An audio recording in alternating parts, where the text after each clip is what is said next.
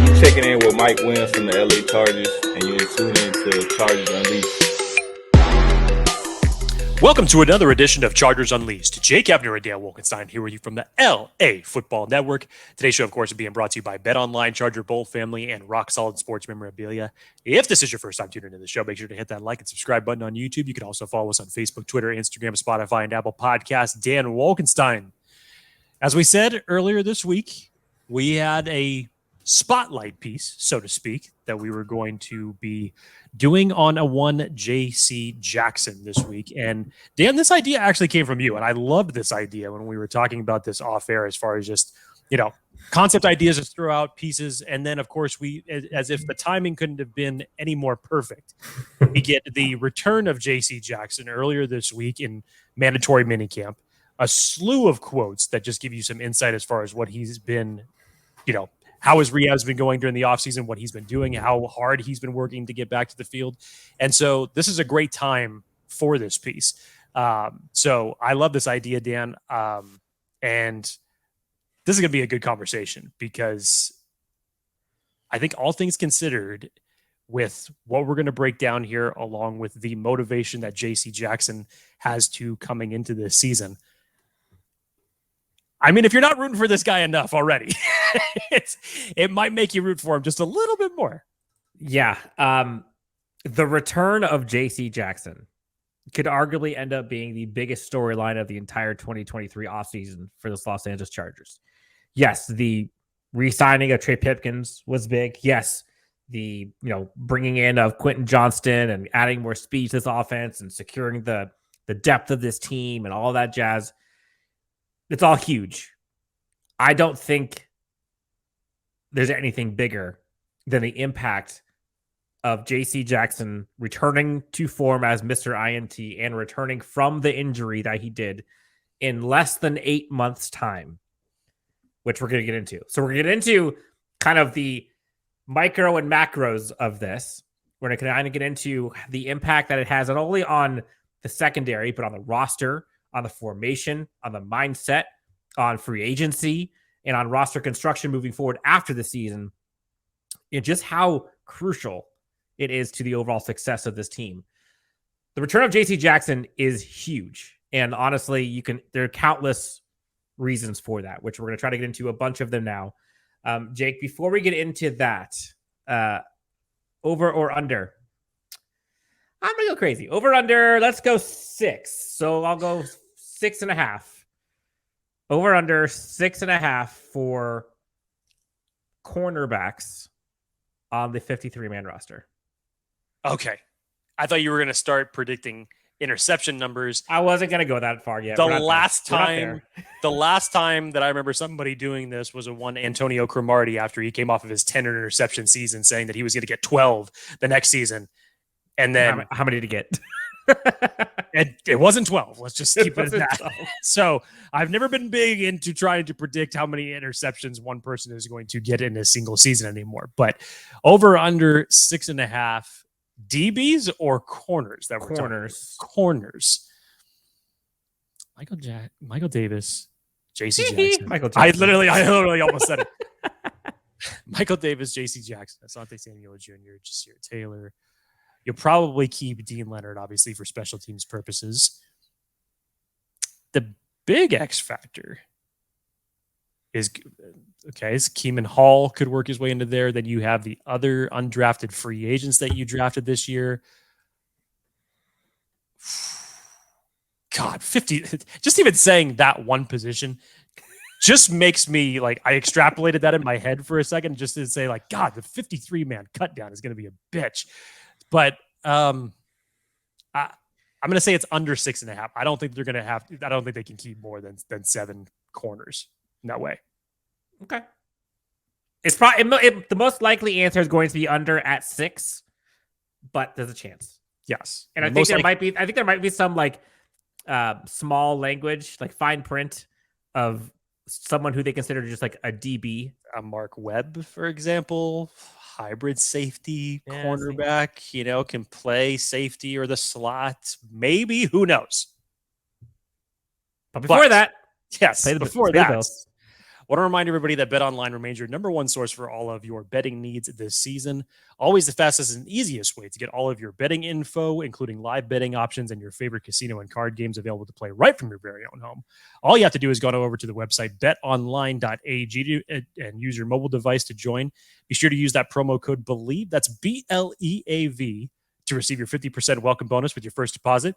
BetOnline, where the game starts. So I'm excited for this one, and I hope Chargers fans can kind of kick back and just take a second here to appreciate what J.C. Jackson not only has done, but is continuing to do, and how that impacts this team moving forward. And I don't necessarily know if people have thought through and pulled that string to kind of the tangential impacts that this has. It kind of reminds you of like a 7 degrees of Kevin Bacon feel to it. For example, like J.C. Jackson health directly impacts like a Bryce Callahan possible signing. A J.C. Jackson health can possibly impact UDFAs on the field. J.C. Jackson health can impact who our slot corner is entirely. It could impact roster construction next season. Would Michael Davis have a chance of staying on this team if J.C. Jackson balls out? Is Asante Samuel Jr. CB2 or 3 or 1? All that is hindered on J.C. Jackson. How the DB deployment and packages and sub packages are going to be brought out starting week 1 all hinders on a one J.C. Jackson health. J.C. Jackson healthy and back to his Mr. INT form is massive. Absolutely massive. And for the fact that he is in training camp, already doing W drills, already doing these DB drills that we had no feeling there'd be a chance of it happening before training camp. He's proved a lot of folks wrong. And conversely, he's proven Tom Telesco so far 100% correct when he mentioned earlier this offseason that they expect him here by training camp. I'm already hyped up just from listening to this rhetoric from Dan Wolkenstein as far as just the impact of J.C. Jackson. First of all, I love the fact that you parlayed that into saying his return could mean Bryce Callahan not returning. His return could save the Chargers from possibly going out and prioritizing another corner, even if we feel in our minds that they would possibly need to add another corner to this locker room because we're not fully happy with the depth. Hell, I've even said it sometimes because you just weren't that sure whether that was for Jasir Taylor's purpose, Bryce Callahan's purpose, and now you have J.C. Jackson coming into there. And Dan, as you had mentioned that, from what we have heard from Fernando just a week ago, we said this last year when J.C. Jackson was signed to this roster as far as how, and especially with Michael Davis here in the backfield, how multiple you could play in the secondary. And piggybacking off of that, as Fernando was saying last week, don't be surprised if you see Asante Samuel more heavy in the slot. I predicted that J.C. Jackson's healthy, which is ideal. If you could have Asante Samuel Jr. in the slot, that's a home run. First of all, it takes a little bit of the questions away as far as can Jasir Taylor step into this role in year 2 on a limited starting basis. But the fact that you could get 3 corners, the likes of Michael Davis, Asante Samuel Jr., and J.C. Jackson on the field simultaneously, that's something that can make an impact for sure. Dan, I wanted to talk about this because I know that this was a lot of criticism that was on J.C. Jackson during, 6 weeks of the season that he ended up playing before he went down close to that. Everybody was trying to figure out as far as why the play slipped. And in truth, there was multiple reasons why this was done. Having that essentially last second surgery to his foot, which took him out the last, kind of really felt like the last month of training camp throughout the preseason, obviously. And then he basically kind of had to jumpstart himself at the beginning of the season all over again to get back to the pace that he was running. Because Dan, you and I remember this time last year, during OTAs and mandatory minicamp. We were there in person. Everybody was talking about what J.C. Jackson was doing on the field. It was Mr. Everybody INT was- Island. It was Mr. Yes. INT Island. Literally, like, it was incredible to watch. Nobody getting anything on him. Yes. That's no hyperbole. Like, it was insane. Yes. So I think that injury had a bigger thing to do with it than most of us realized. Even though he was out there playing, I don't think that he was actually ever 100% during his time. Until Finally, you go to the Seattle game, and everybody was talking about at that point in time, like, well, the Chargers aren't using him properly. They're using him more in zone, and he's been more of a man coverage type of guy from the New England Patriots, and that was always what he was used to. And they finally put him in a close semblance to that system. It looked pretty good. And getting him back to what he was doing naturally. And that's when injury strikes. Just in case anybody needs a refresher as far as the QBR that J.C. Jackson was yielding for the first 4 years before he came to the Chargers last year, 2018, 38.8, 2019, 34.1, 2020, 66.5. I'm sorry. This was not I apologize. This was not the, this was not, yes. Oh yeah. This was the passer ratings. Excuse me. Not the QBR, just for clarification. 2018, 38.8, 2019, 34.1, 2020, 66.5, and 2021, 46.8. With that, Jake, 25 interceptions in those 4 years. That just doesn't, those are not stats that should just disappear. You don't just all of a sudden fall off a mountain like that. So I think there wasn't just one, and no, he didn't just take a bag and all of a sudden decide to stop playing. He didn't mail it in. No, he didn't mail it in. There was a number of different factors that unfortunately hindered his 2022 campaign. And I think after seeing that, and I think especially after Brandon Staley took notice of that, even though he was putting him back to his natural position in that game, and unfortunately injury struck. Now I go into this. You have a defensive coordinator in Derrick Ansley that is very familiar with this secondary, has now been promoted to full defensive coordinator. You have Tom Donatel, who was the assistant secondaries coach, who now is the secondary coach. And you've brought in some additional secondary coaches as well. There are secondary coaches littered on this defensive coaching staff. So as Derwin, Dan, as you had mentioned in our last episode, Derwin was lighting up when it was mentioned to him about Derrick Ansley being the defensive coordinator for this team. We've heard Fernando talk about how much Sebastian Joseph Day gushes about Derrick Ansley. As Derrick Ansley has said himself, he can be whatever player position group they need him to be as a coordinator. He's like a chameleon, essentially. As far as whatever coach they need him to be, he can be that.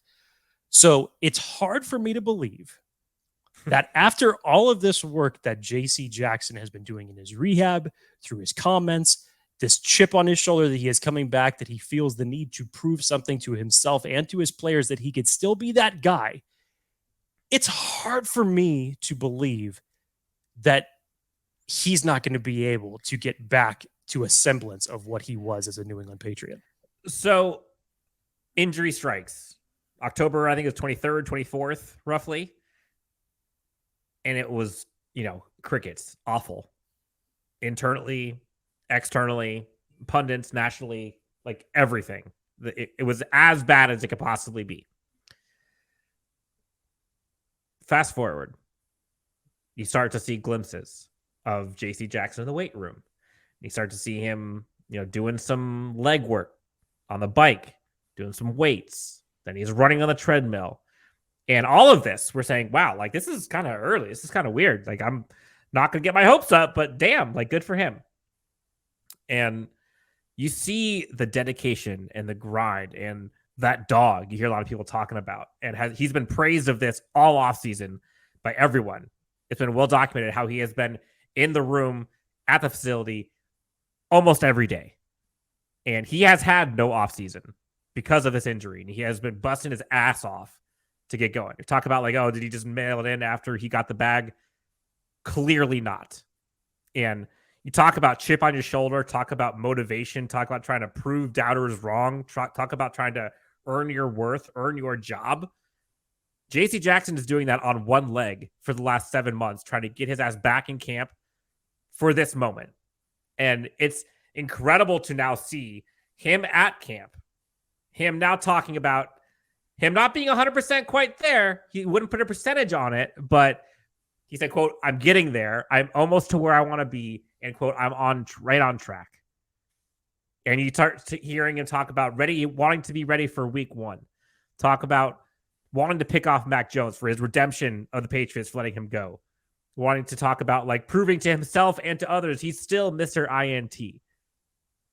That's the type of player that you invest in. One that takes something on the chin, whether it's poor play, injury, or both, locks in for the next offseason, injury and all. And here we are. Now, that's just JC Jackson micro. Oh my gosh, JC Jackson, Mr. INT, 25 interceptions in 4 years. If we can get that production back on this Los Angeles Chargers team, holy shit. Like, that's just JC Jackson. Okay. Then you snap back from that and what that would mean for Derrick Ansley, what that would mean for Derwin James, what that would mean for the run game if the secondary can, in fact, have JC Jackson involved, what that could mean for the development of a Jazeer Taylor, what that could mean for the roster spot and packages of Asante Samuel Jr. You hear a lot of people talk about that star money role. Who is that going to be? It's a different person if JC Jackson's there versus not there. How are you going to put your formation? Are you going to have a JC Jackson island on the left side? You wouldn't if he's not there. Your best chance of that would be Mike Davis. And I love Mike Davis. But at his peak versus JC Jackson's peak, not close. JC Jackson balls out this year, but JC Jackson returns. Mike Davis, regardless of how good he plays, I don't think they have the roster space, the cap space to bring him back. He'd be making more than $8 million, which he's making right now. Chargers don't have that. They're minus $60 million in cap issue right now. So all of this, we're going to get into here in a second, but like the ramifications here are endless. That's what gets me excited, is because everyone has talked about how worried, rightly so, Chargers fans, pundits, critics, the team should be about the secondary depth because of the uncertainty around JC Jackson. But if that uncertainty goes away and JC Jackson is 100% by training camp, by preseason, by week 1, and he returns to form, it's a very different movie, as Brandon Staley likes to call. That movie goes from like a drama to like action real quick. So lots of ways to unpack this, to peel the onion, if you will. Jake, which way do you want to start? The one that jumps out to me, Dan, and I was kind of connecting the dots. I went back and I actually read Daniel Popper's article right after JC Jackson was signed from the Chargers last year. Basically, he was talking about immediately, okay, so how is JC Jackson going to fit in this team? This is the interesting thing, because he had mentioned a quote from Brandon Staley from the Combine. Again, we're talking about 2022 year, last year, where he said, this is Staley talking, playing zone is the worst thing to play, end quote, against elite quarterbacks, is basically what he was referring to. Popper then went on to basically state that Staley's going to allow Jackson to play the way that he wants to play with more man coverage. Again, coming from Bill Belichick's led New England defense, they play a shit ton of man coverage. And that was what got JC Jackson those numbers during those first 4 years in New England. Now, I think, and this is where everybody kind of goes back to it, is like, okay, well then why were we playing him out of formation? Everything like this. This is where I think really the injury carried more weight than it actually did. I think the injury hindered him from being productive in man coverage, whether that was through what they may have saw through a few different defensive formations on the field. Also, you have to remember just that foot injury had to have been much worse than we were led to believe that it was, for essentially just eliminating that last 3.5 weeks of him being out there, being able to practice right before the beginning of the season. I think now, when you fast forward, and you listen to what Staley is saying now about him and what they want from him. Staley said this yesterday. I got apologies, Dan. I can't remember if you've already referenced this in your slew of quotes. Fundamentally, we're asking him to do the things that he's done his whole career. Just it's with us. I think it's just getting to that comfort zone of being around the guys that you play with. It's not an individual sport. I think that people underestimate the transition for players because it's much more challenging in football to transition to a new team.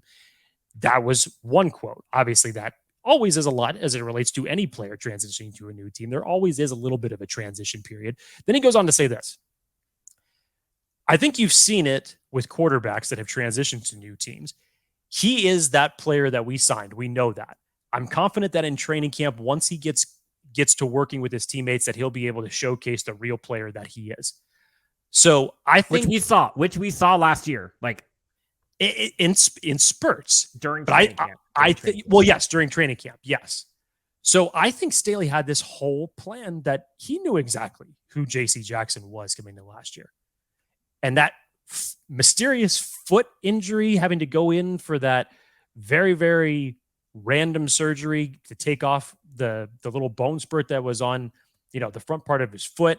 Everybody was just wondering why is that taking so long for him to come back from? I think that was a bigger injury than was actually reported. I think that ended up hindering him through those first several weeks of the season. And I don't know if I agree that it was a bigger injury than reported, but I think it had a bigger impact than initially thought. Well, sure. And that's kind of what I was getting at. So whatever man coverage that you may have been playing him in last year, I think his foot was ailing him to the point where it was really affecting him in that. So I think Staley had to switch on a dime and basically just say, okay, I know what I said as far as playing zone coverage against quarterbacks, but under this circumstance, maybe this is where I can get better results out of it. Unfortunately, that it didn't end up happening. So then by the time we get to week 6, and this is weeks after unfortunate highlights against J.C. Jackson, everybody's got their arms up wondering what the hell is going on. You finally put him back in man coverage, and then tragedy strikes. So I think Brandon Staley knows exactly what he's got with J.C. Jackson, what his strengths are, how he wants to implement this into his defense.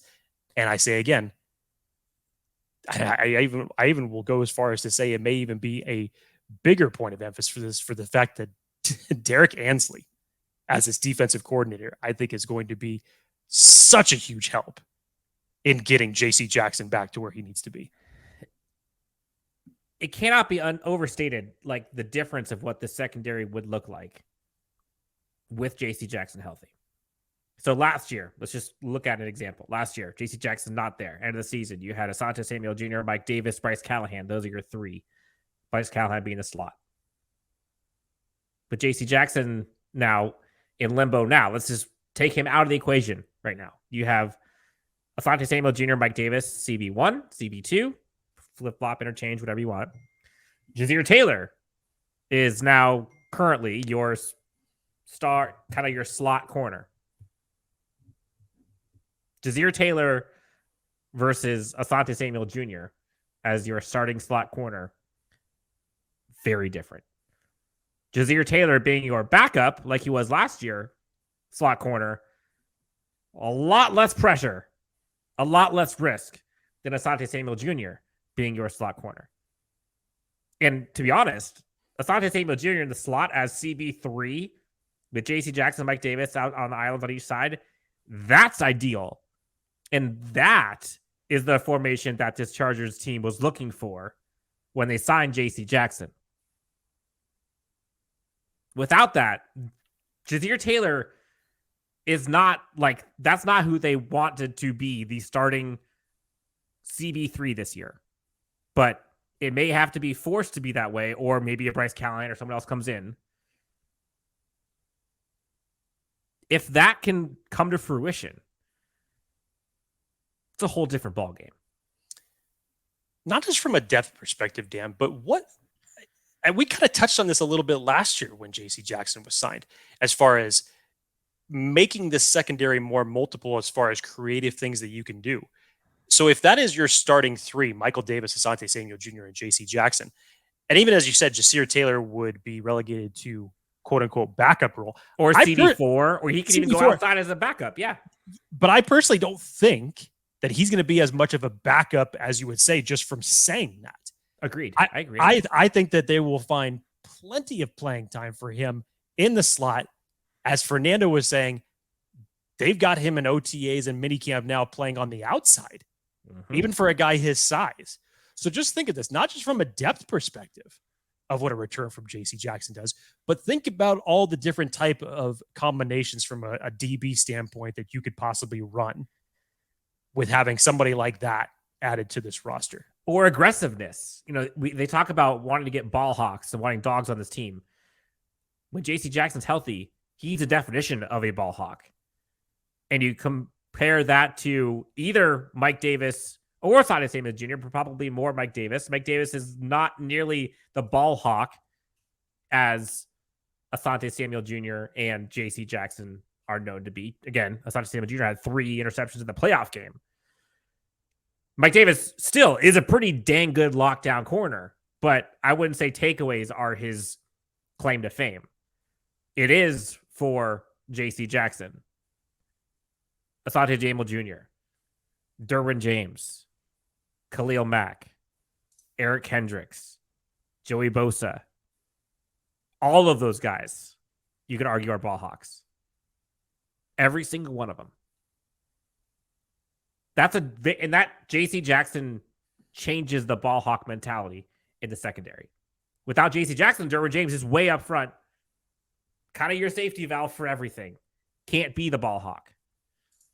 JC Jackson on the island doing his thing. Derwin James can go everywhere. So maybe we're overstating. I don't think you can. What a healthy return of JC Jackson does to this team. And take away all of the X's and O's. You know how many people on this team will be fighting their ass off and will be rooting for JC Jackson to succeed?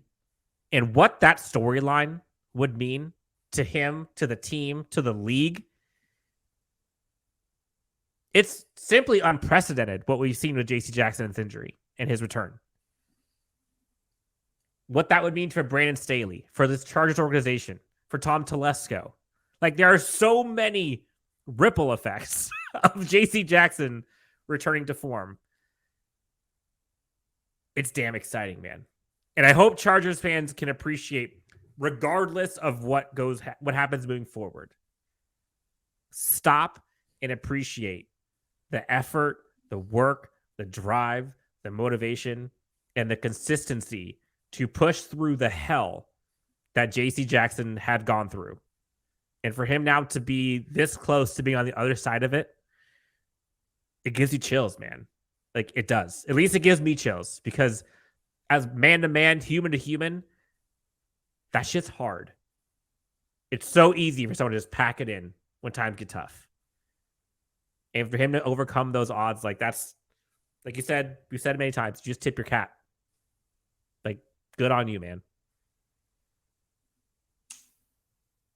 I don't have anything else to add to that, Dan. I was trying to think of something, but then you just went off on your nice philosophy encouragement tangent, and I don't think there's any better way to end the show like that.